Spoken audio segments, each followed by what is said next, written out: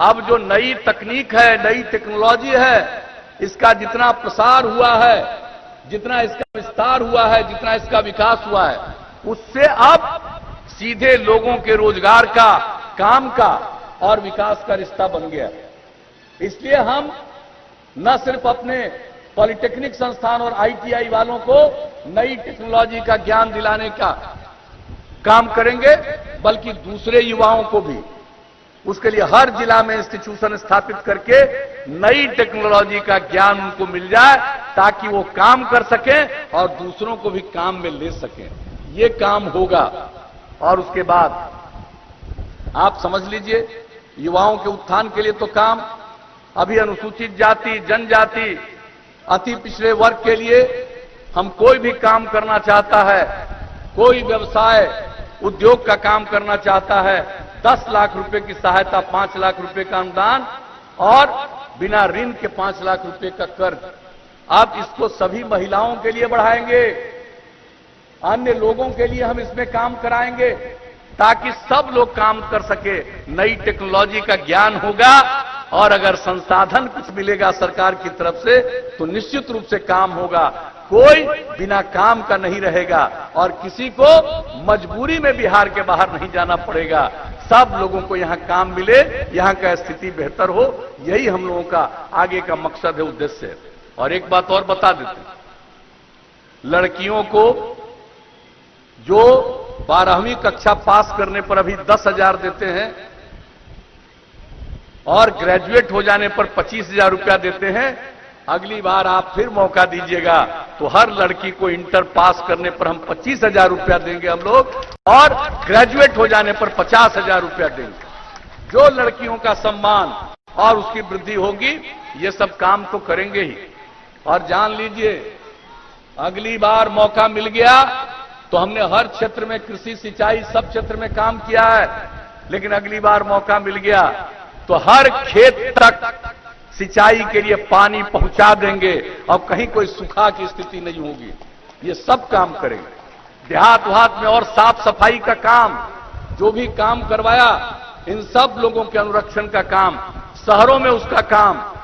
शहरों में जो लोग हैं, वृद्धजन हैं, कभी कभी घर में इज्जत नहीं, कभी कोई देखने वाला घर में नहीं है, कोई नहीं देखता है, ऐसे लोगों के लिए हर शहर में हम वृद्धजन आवासीय विद्यालय, आवासीय पर व्यवस्था करेंगे, ताकि ऐसे सभी बूढ़े बूढ़ी लोगों को रहने का इंतजाम सरकार की तरफ से किया जाएगा। ये काम करेंगे वृद्धजनों के लिए। तो एक एक चीज हम लोग करेंगे। जो गरीब गुरबा लोग है, जो शहर में रहता है, रहने की उसकी जगह नहीं है, हम हर शहर में बहुमंजिला इमारत बना के ऐसे हर गरीब को रहने का घर, फ्लैट हम लोग उपलब्ध करा देंगे। तो अगर मौका मिलेगा भाई, तो इस तरह से अनेक काम हम लोग करते रहेंगे। हर गांव में सिर्फ आदमी के इलाज का नहीं, पशुओं के इंतजाम का उपाय।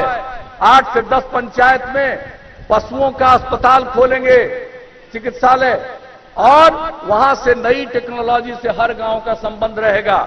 अगर किसी के घर का कोई जानवर बीमार हुआ, वहां से संपर्क होगा, चिकित्सक इलाज करेंगे, सारी दवा सरकार की तरफ से दिया जाएगा। तो एक एक काम हम लोग इस प्रकार से आगे मौका दीजिएगा तो करेंगे।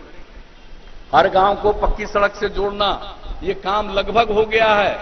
थोड़ा सा काम जो है चल रहा है, लेकिन अब आगे जब मौका दीजिएगा तो अब इसके बाद कई गांवों को जोड़ते हुए कोई जरूर महत्वपूर्ण जगह की तरफ जाने के लिए अन्य सड़कों का निर्माण कराएंगे, और जो शहर और बाजार का इलाका है, सब में बाईपास का निर्माण कराएंगे।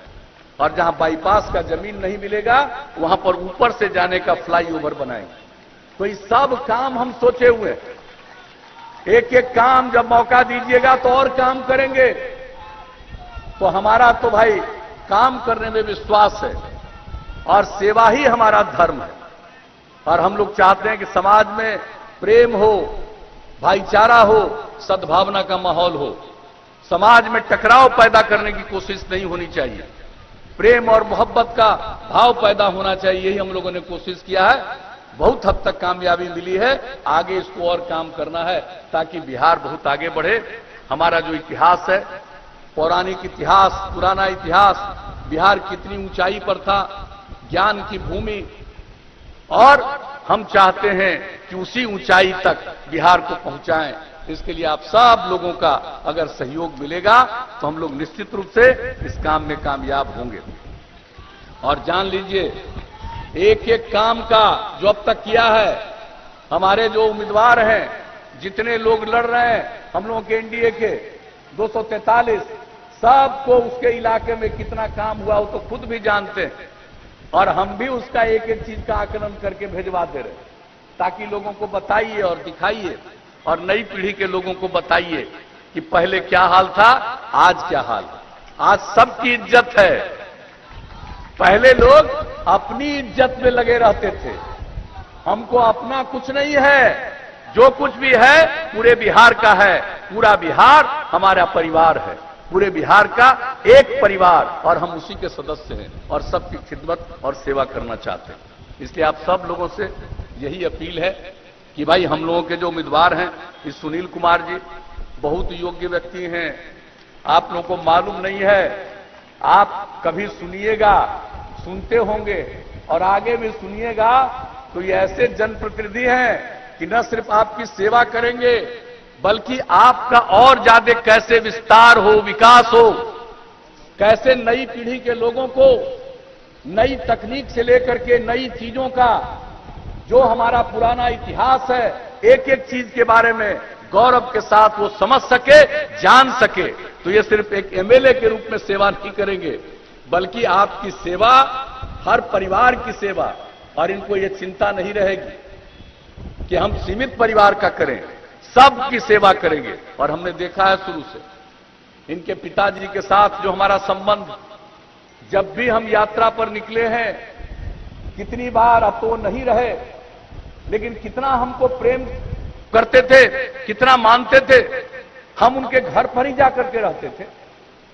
आज से नहीं, जब से काम करने का मौका मिला, और हमने देखा है भाई पूरे तौर पर, और इनको हम काम करते हुए देखे हैं, किस तरह से लोगों को समझाते हैं, ट्रेनिंग कर देते हैं।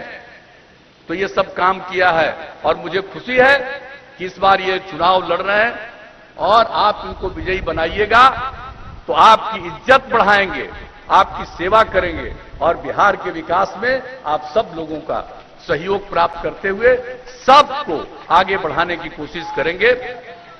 और आपको हम बता देते हैं कि हम लोगों का राज्य सरकार में जो हैसियत है उससे काम कर रहे हैं, और केंद्र सरकार में आदरणीय मोदी जी के नेतृत्व में जो सरकार है, उसके द्वारा भी राज्य के विकास के लिए जो सहयोग और मदद किया गया है और किया जा रहा है। अभी कोरोना वायरस से लेकर के सड़क का निर्माण, गरीबों का कल्याण, सबके फायदे के लिए जो एक नहीं अनेक प्रकार की योजनाएं चलाई गई हैं, उसका भी सबको लाभ मिल रहा है। तो आप जरा कल्पना कर लीजिए कि हम लोग मिलकर के, एनडीए के लोग, बिहार को कितना आगे बढ़ाएंगे, अपनी उसी ऊंचाइयों तक पहुंचाएंगे जो हमारे इतिहास के अनुरूप है।